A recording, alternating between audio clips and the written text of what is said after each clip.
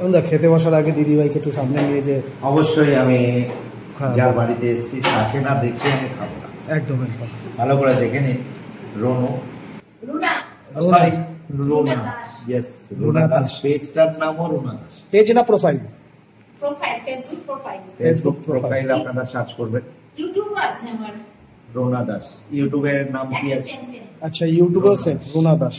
ওকে, তো আপনারা, আমি আজকে কোথায় আছি সেটার জন্য আপনাদের কালকে লাইভে আপনি বলে দিয়েছেন যে আমি কি আজকে বারাসাত আসবো। তো বারাসাতে এসে গেছি। তো বারাসাতে কি পাড়া এটা? দক্ষিণ পাড়া। দক্ষিণ পাড়া একদম। তো রুনা দাস আমার পাশে আছে, আসো।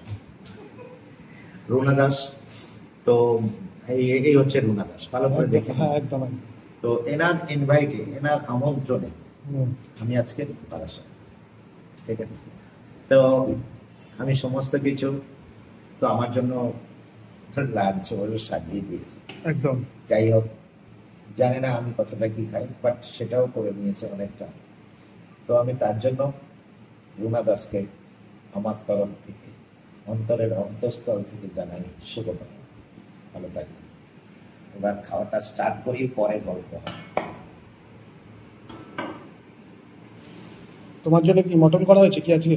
তা তো জানি না আমার জন্য করেছে কিনা, বাট তোমার জন্যই করেছে, তুমি মটন ছাড়া খাও না যেহেতু, তার জন্যই করেছে।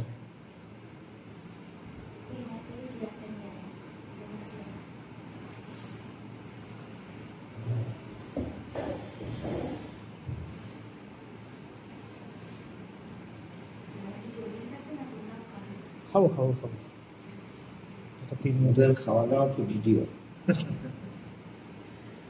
ভিডিও করবে কি হবে তারপরে।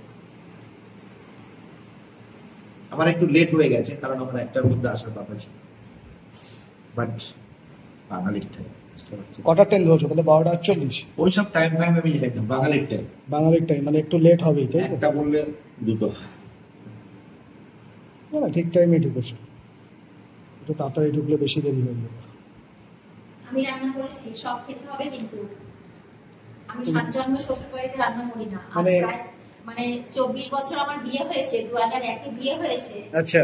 কোনোদিন রান্না করতে হয়নি। আমার শাশুড়ি মাসি, আচ্ছা শাশুড়ি মাসি এরা কি বলি করতে দেয়নি। আচ্ছা। তো আজকে আমি শখ করেই করেছি। খেতে হবে এবং খেয়ে সত্যি কথা বলতে হবে। আমাকে খুশি করার জন্য কিন্তু বললে হবে না যে ভালো হয়েছে। ভালোটাকে ভালো, খারাপটাকে খারাপ বলতে হবে।